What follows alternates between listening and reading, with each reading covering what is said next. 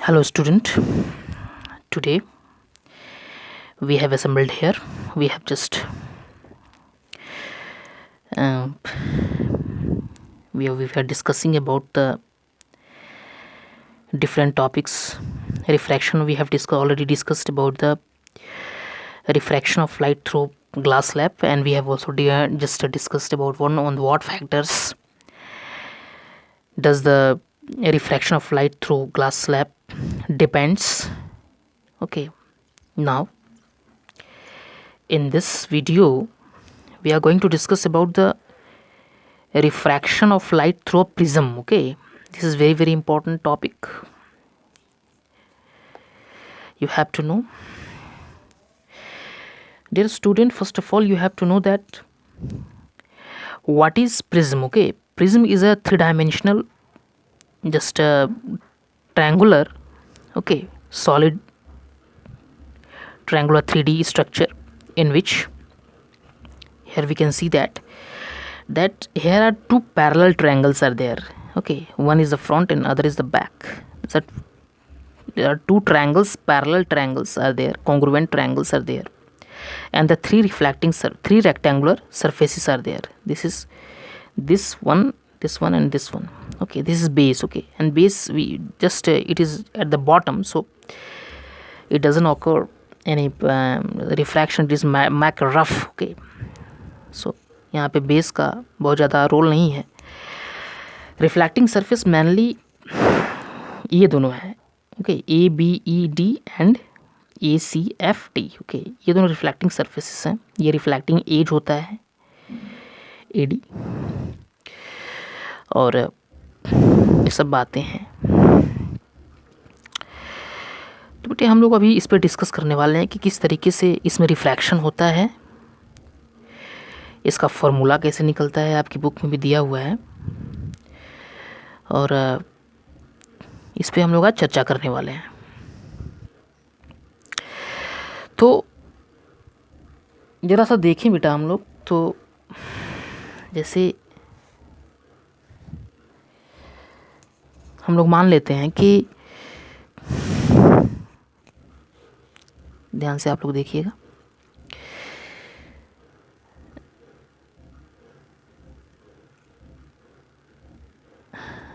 जैसे ये principal section है ना, किसी भी प्रिज्म का प्रिंसिपल सेक्शन से ही हम लोग काम करते हैं.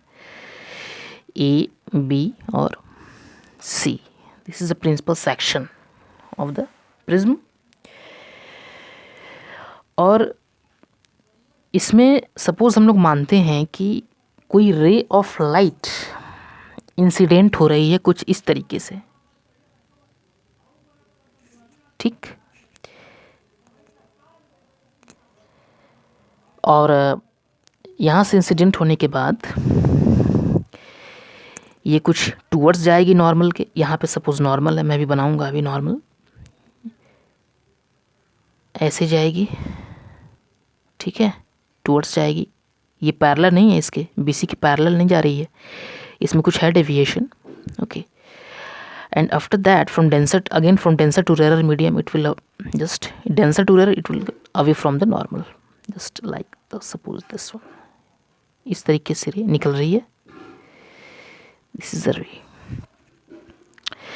अच्छा, यहाँ पे हम लोग जरा नॉर्मल बना देते हैं. नॉर्मल कुछ इस तरीके से हम लोग ड्रॉ करते हैं. okay. आप लोग जरा देखें यहाँ से नॉर्मल कुछ is putting with dotted line. okay, जैसे यहाँ पे है कुछ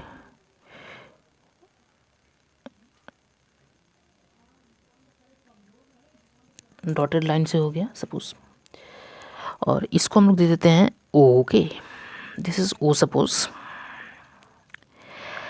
and this is A B C, this is O, this is normal. So it is, इसको हम लोग इसको एन मान लेते हैं, इसको एन डैश मान लेते हैं, और यहाँ पे देखते हैं इसको सपोज ई मान लेते हैं. This is E, this is F, या कुछ इसको हम लोग यहाँ मानते हैं एफ, इस पॉइंट को. ये ओ हो गया. तो बेटे यहाँ पे एक चीज़ हम लोग ध्यान देने वाले हैं, ध्यान देने वाली बात ये है, सपोज़ ये डी है, सपोज़ ये डी है और ये जी है, ठीक है। Suppose this is making angle incidence, ये एंगल ऑफ इंसिडेंस बना रही है और ये एंगल ऑफ रिफ्रैक्शन से R1 मान लेते हैं इसको, दिस इज R1, R1 से क्या हो रही है, टूवर्ड्स नॉर्मल आ रही है। यहाँ पे इसको R2 मान लेते हैं, R2, ठीक है। और ये एंगल ऑफ इमरजेंस यहाँ से निकल जा रही है इस तरीके से, एंगल ऑफ इमरजेंस। अच्छा ये R1 हो गया, ये R2 हो गया। अच्छा एंगल ऑफ इंसिडेंस, अच्छा एंगल ऑफ डेविएशन होता क्या है, एंगल ऑफ डेविएशन का बहुत बड़ा रोल है इसमें प्रिज्म में। यदि हम इंसिडेंट रे को इस तरीके से एक्सटेंड करें बैकवर्ड, इस तरीके से जाना चाहिए था इसको, इधर कुछ ऐसे जाती है, सपोज ये ऐसे। अच्छा ये इमरजेंट रे जो है, इसको यदि हम बैकवर्ड खींचें तो इस तरीके से यहाँ पे मिल रही है, ठीक है। ये हमारा है O डैश, ये O है, ये O डैश है। तो एंगल ऑफ डेविएशन होता क्या है, angle of deviation of prism, जब हम किसी इंसिडेंट रे को उसके नेचुरल पाथ पे एक्सटेंड करें, बैकवर्ड फॉरवर्ड करें, इसको बैकवर्ड करें, जहाँ पे ये मिलेंगी इंसिडेंट रे और जस्ट इमरजेंट रे, और उसका जो ये एंगल होगा इसको क्या कहते हैं, angle of deviation of the prism, ठीक है। ये एंगल ऑफ प्रिज्म है ये, ओके। अच्छा जाना चाहिए था इधर, इसको जा रही है कुछ इस तरीके से, जाना चाहिए था इधर, थोड़ा डेविएशन हो गया इसमें कुछ इस तरीके से, ओके। तो जब इस तरीके से डेविएट हो रहा है तो ये एंगल क्या होना चाहिए, क्योंकि हम जानते हैं कि कोई भी रे ऑफ लाइट यदि रेयर से डेंसर में आती है तो उसका एंगल ऑफ इंसिडेंस बड़ा होता है, ठीक है। अच्छा तो ये एंगल ऑफ डेविएशन यानी डेल्टा 1, ये डेल्टा 1 हो जाएगा।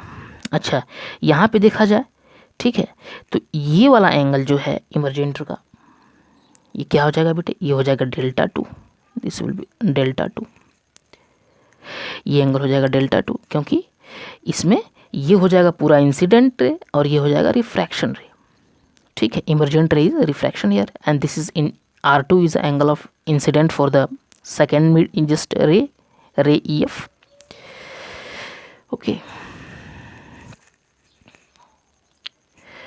Now just look at here, तो देखेंगे बेटा हम लोग क्या जान सकते हैं यहाँ पे, हम इससे क्या लिख सकते हैं बताओ। ये डेल्टा 1 जो है, ये जो डेल्टा 1 है वो किसके बराबर होगा, डेल्टा 1 I माइनस R1 होगा, क्योंकि जाना चाहिए था इधर, कुछ डेविएट होके इधर मुड़ी हुई है, तो ये एंगल बड़ा है, तो ये एंगल क्या हो जाएगा, I माइनस R1, ठीक है। या कुछ ऐसे भी आप कर सकते हो कि यदि दो रेज आपस में टकराती, मतलब इस तरीके से इंटरसेक्ट होती हैं, तो वर्टिकली अपोजिट एंगल बराबर होता है rays, okay. In if two lines are intersected then vertically opposite angles are equal, delta 1 plus R1 equal to I, तो delta 1 equal to I minus R1, in this way also we can take it. तो delta 1 क्या हो जाएगा, I minus R1, ठीक है। अच्छा यहाँ भी देख लेते हैं हम लोग। अच्छा डेल्टा 2, देखो बेटा डेल्टा 2 क्या हो जाएगा, डेल्टा 2 क्या हो जाएगा, डेल्टा 2 क्या हो जाएगा, angle of emergent minus R2, अच्छा ये चीज़ हो गया।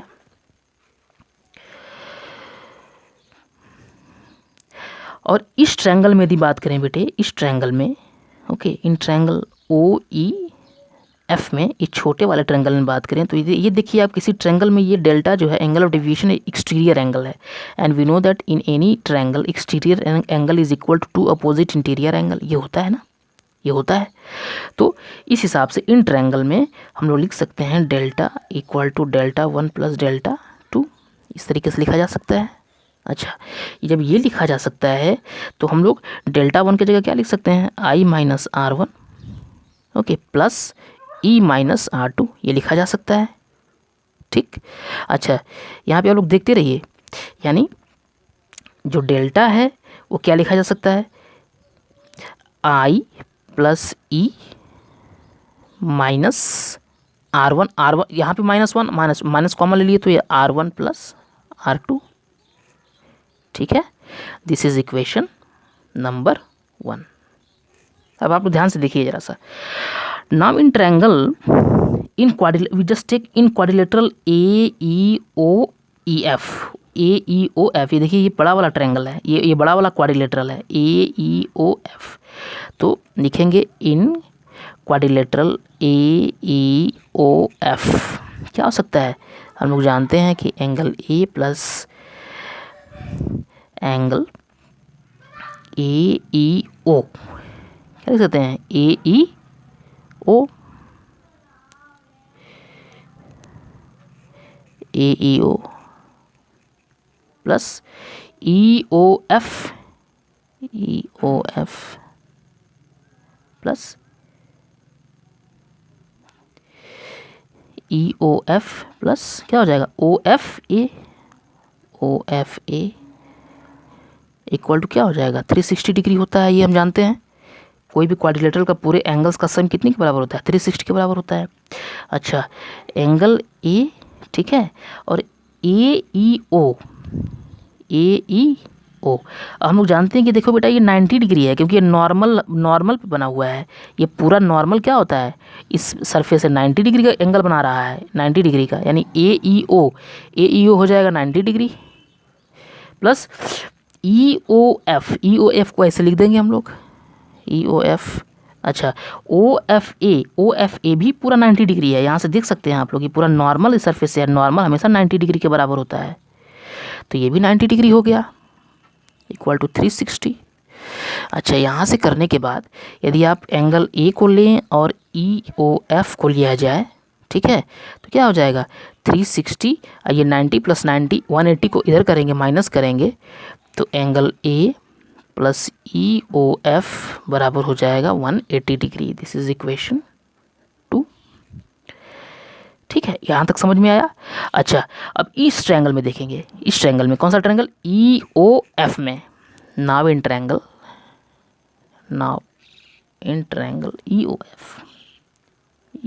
एफ में देखेंगे तो क्या लिख सकते हैं हम लोग, इसमें लिख सकते हैं ई एफ ई ओ, यानी ये वाला triangle F E O plus E O F, ये वाला angle E O F plus O F E equal to 180 degree के बराबर होता है, 180 डिग्री के बराबर होता है, हम लोग सब लोग जानते हैं इसको, इस ट्रायंगल में। अच्छा, एफ ई ओ ये तो R1 है, यहाँ लिखेंगे R1 plus E O F को आप ऐसे ही छोड़ देंगे, प्लस ये हो जाएगा R2 इक्वल टू 180 डिग्री। अच्छा, ये बताइए बेटे कि यहाँ देख रहे हैं आप लोग, ये भी ये दोनों एंगल भी 180 के बराबर, ये दोनों एंगल भी 180 के बराबर, तो क्या हम इन दोनों को हम बराबर लिख सकते हैं, क्योंकि ये भी 180 के बराबर है, ये भी 180 के बराबर है, तो जब ये दोनों 180 के बराबर है तो ये दोनों भी आपस में बराबर होंगे। तो from equation 2 and 3 what do we know? We know that angle A plus EOF equal to R1 plus EOF, angle EOF plus R2, okay, बराबर हो गए। अब this angle cancelled out because this angle is same, okay. तो हमने क्या देखा बेटा, जो वर्टिकल एंगल है, एंगल ए इक्वल टू हो गया R1 प्लस R2 के बराबर, दिस इज इक्वेशन 4, ठीक है। अच्छा, एंगल वन क्या है, यहाँ पे इक्वेशन 1 क्या है, delta equal to I plus E equal minus R1 plus R2। अब इसी एंगल ओ को ये हम लोग यहाँ पे R1 प्लस R2 के जगह पे इस एंगल ए को पुट करने वाले हैं, तो पुटिंग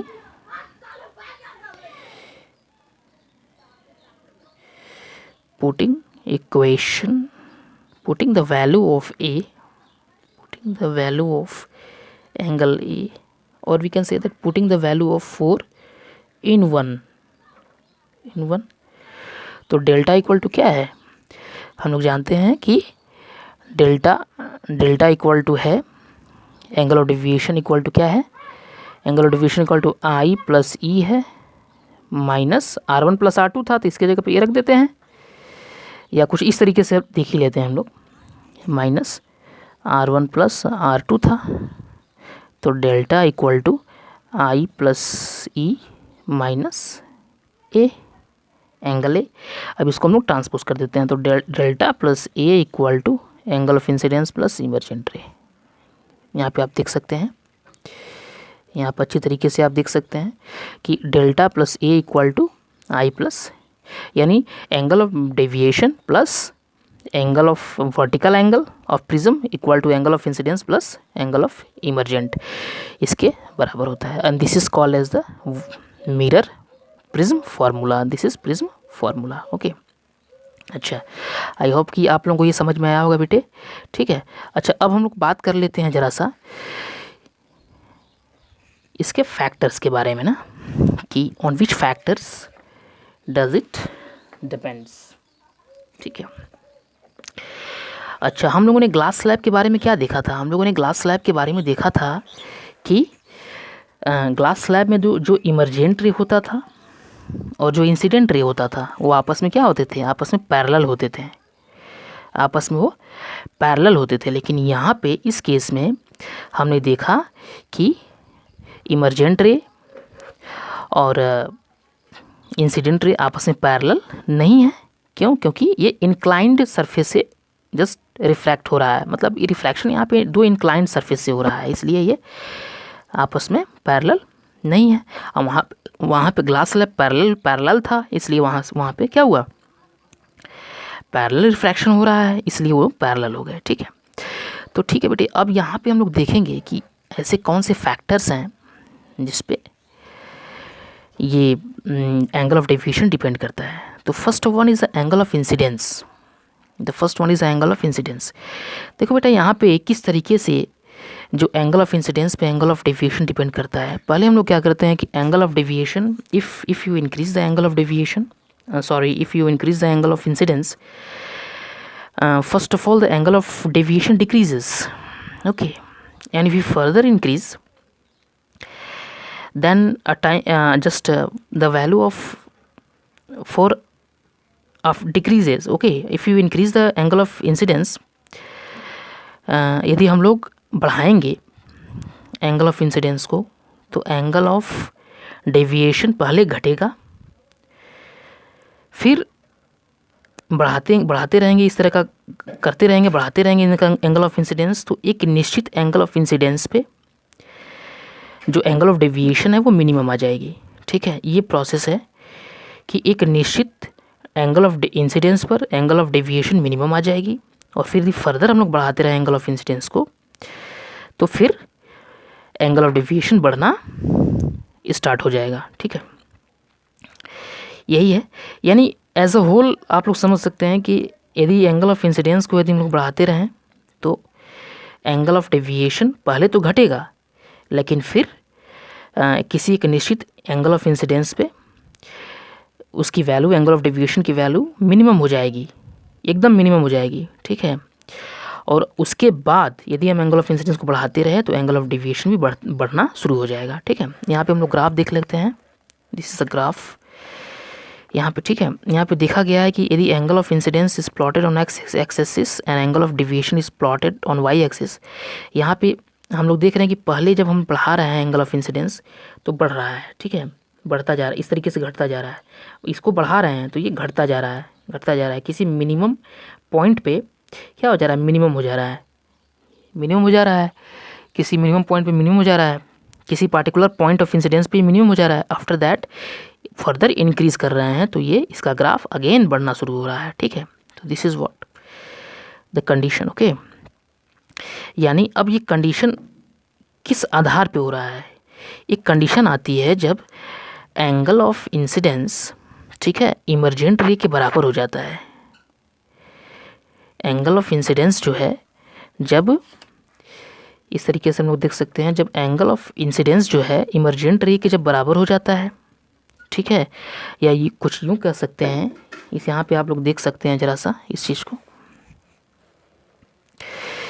ये कंडीशन कब आएगी, जब मिनिमम डेविएशन हमें कब मिल जाएगा, जब ये एंगल ऑफ इंसिडेंस इमर्जेंट रे के बराबर हो जाएगा। जब एंगल ऑफ इंसिडेंस इमर्जेंट रे के बराबर हो जाएगा, पहला कंडीशन। दूसरा कंडीशन की, जब angle of refraction R1 R2 के बराबर हो जाएगा, ठीक है।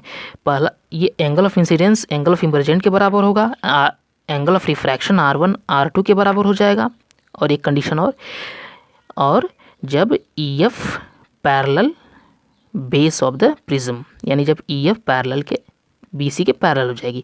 यानी 3 कंडीशन आने पर जो डेल्टा है, एंगल ऑफ डेविएशन है, वो सबसे मिनिमम हो जाएगा, ठीक है। ये क्राइटेरिया है बेटे।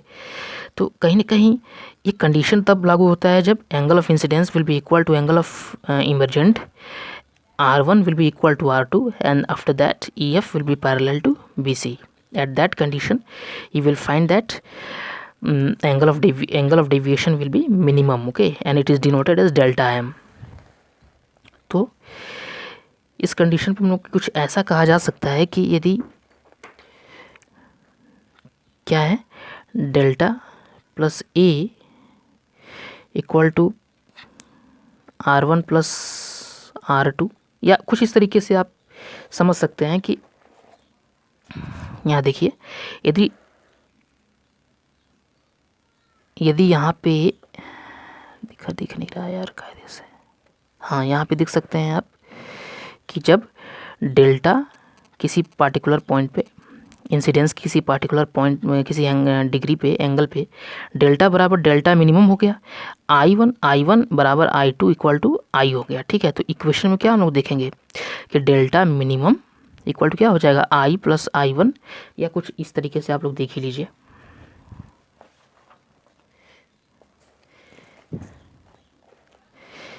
Okay, delta will be what, delta will be delta minimum हो जाएगा। Second case,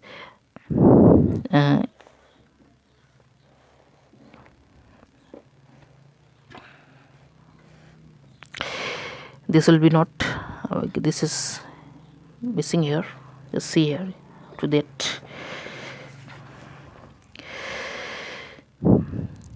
delta plus a equal to I1 plus I2, okay, this is what the condition, or we can say that I plus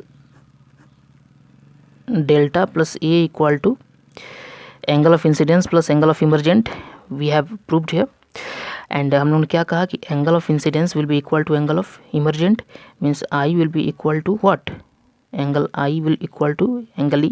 तो I plus I तो हम लोग लिख ही सकते हैं, it will be delta minimum, okay, plus A, तो क्या हो जाएगा, delta M equal to 2I minus angle A, okay. In this, from this formula also we can able to find out the delta minimum deviation, ठीक है, आपकी book में भी दे रखा है।